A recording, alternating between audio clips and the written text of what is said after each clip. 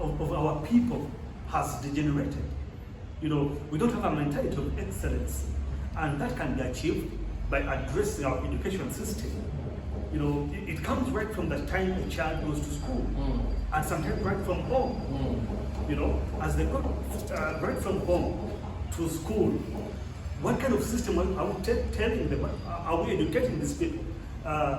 Because we are producing somebody who is not ready to produce the best. We are producing somebody who is not excellent. You know, if you want to produce the best results, then you have to use the best kind of education suited for our purpose and for the situation in which we are. Then we shall be able to move forward. For example, right in schools, people should learn excellency. You know, once you learn productivity, wherever you go, excellency. I got once a friend of mine in Germany, and when he came home, we were still building at that time, and we said we don't have wardrobes, so we're still waiting for money to get money and put up good wardrobes. Oh, the guy just went out of the house, got timber, like 2, 3, 4 pieces of timber, got some bricks. When I came back, he had put up a very nice, you know, very well organized units of like bookshelves. And it was so neat, so neat. He was not waiting for the money. So it's not just the economy, but the little that we have, what are we using it for? It is the strategic thinking. It is the change of approach. The thing that we have crammed, you know, we can't go on by cramming. Can't we think out of the box? Can't we think what will work for us as a country and as individuals? Otherwise, we will not get far. Absolutely. Interesting discussions, as you can see. These guys have a lot from where they're coming from, and I have a lot of questions. I'm not very sure whether this session shall be able to take us through, but definitely we shall encourage them to come back. But I am so afraid of the potential that I see in Africa compared to what other people say in Europe and the likes. I mean, where you see people in Japan now beginning to make gardens on top of their roofs and you know, planting trees and greenery around their homes. And then the beauty of the sun, the fact that we're not even exploring or even exploiting the solar energy that I think is the future of tomorrow, you know. And then we're busy struggling with other petty things. No wonder these guys came and gave us mirrors and they took away our brothers and sisters in slavery.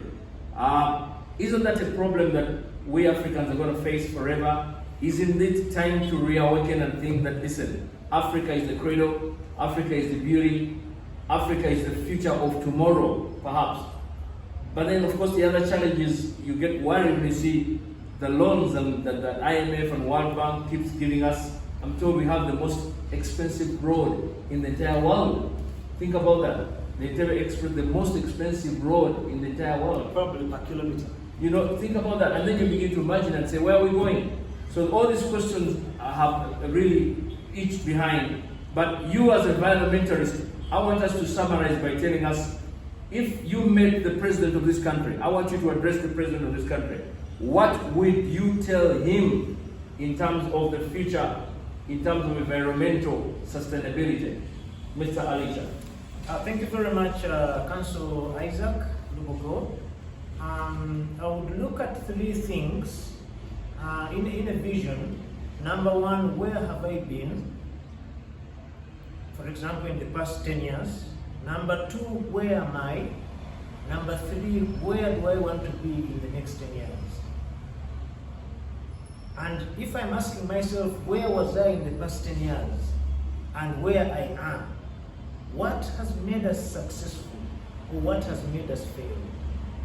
Okay? If as Pastor Timothy Balongo was talking about Uganda being a place where people would come and want to learn from, I hear Singapore, which I visited some years ago, would come to learn from Uganda. They would come to learn, they would come to Mulago to try and understand our system because it was one of the sophisticated systems. Okay? So I would reevaluate. I would say we need to reevaluate. What are we doing? What is happening now? Maybe 10 years ago, 20 years ago, the population was low.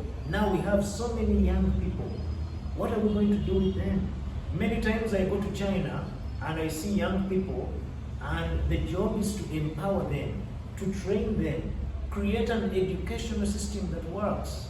I love the German system. I mean, I was in the UK training, and part of our comparison was to move from the UK to go to Germany, and it was more vocational based. What can you produce? It's moving away from theory, okay, to actually doing things.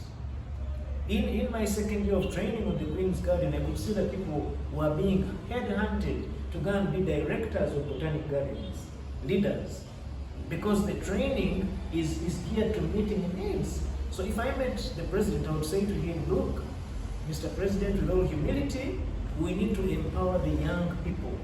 And we need to look at an educational system which is vocational in nature, which produces results. You see that? Absolutely. Like when I look at what Professor Gwang has done with this pharmaceutical work, it's coming from the herbs. So why not grow the herbs? Put a good value on them. Make sure the kids, we have a minimum wage. In the UK when I would work, there was a minimum wage. If I went out to do a garden, I was called, do a garden, you know that it's £15 an hour. So you do 8 hours, you're coming with 120. So, do we have a minimum wage here in Uganda? I think it's critical. Absolutely. Get the young people to work, value them, pay them, and look at immigration as well. I mean, we are bringing in a lot of foreigners, but what about our own? When I was in Britain, most people would complain, they would say Britain first, British first. Now, why don't we say Ugandans first? Why don't we empower them and make our mark and our brand very good? Excellent. Yes. Excellent. Beautiful, beautiful, beautiful conclusion there from my brother Alicha. Yeah. I mean, there's a lot that we can learn. Recently, I got to learn from somewhere that even science, the medical things that we tried out today, I was told cesarean birth actually began in Europe, in the entire world. Wow. Think about that. Cesarean birth was first practiced by the people of Bunyoro in the entire world. Finally, you may think we're lying, but these are things we're talking about. I think the fact that we need to debunk this colonial ideology of education and get back to the roots in terms of an African Renaissance. But Mr. Barongo, tell us, if you met the president today, you speak right into these hands right over there. Tell him, Mr. President, this is what I was thinking. Yes, that's good. Mr. President, this is what I would speak to you if you were listening to me. The economy of our country is not as big as that of UK or Germany, or not even as big as that of Kenya. The best thing we can do is to phase our development. Yes, I know there's some kind of phasing, but it's not sufficient. We can't afford to do everything at the same time. Our economy doesn't allow us to do everything at the same time, much as we want it. If it is time for roads, let's make a strategic plan for the whole country, for all development aspects of the country. Let's say 20 years, 30 years. Then phase it. First 4 years or 5 years, can we concentrate on roads, make highways? Look at the accidents happening now. Make 4 roads going, every highway, like from here to the border, every border, from major cities like Kampala to the border. Make 4 roads going, 4 roads coming back, and give them the quality that is international. Phase it out. Most of the effort should be geared there. Other sectors may have to wait, as long as we know we are going to go step by step. Otherwise, we are doing everything at the same time. Then another session of phase, we go medicine, and put most of our efforts at establishing hospitals that are the size of the New Mulanga as we knew it, which could accommodate people from everywhere, even Egypt. They used to come here in the 60s. So we could do such hospitals that are on the international standard and also get money out of that. People will come and we treat them here. Uganda has some of the best doctors in the world over. If you make research, wherever they are, they're doing very well. So if we can put effort into that, into medicine, and we establish such hospitals, state of the art, Africa will come here. even outside of Africa. India is getting a lot of money from such. South Africa. That's an avenue that we can get money as a country. We can hit our economy and it gets running. Then you phase it to another level. Greenery that we're talking about. Put enough energy. How much money do we need to establish 10 hectares of eucalyptus, 10 hectares of trees, or replenishing our forests that are gone? Maguira is gone. Maguira is on the road. When you go deeper, it's not there anymore. How much money do we need? It's not that big money.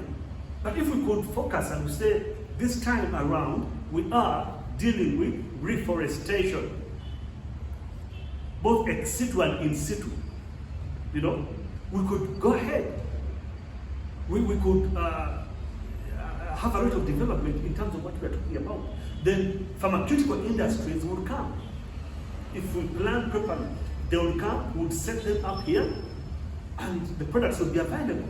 And drugs will come and be made here, not exported to other countries and other sectors like that. The fisheries, all these sectors.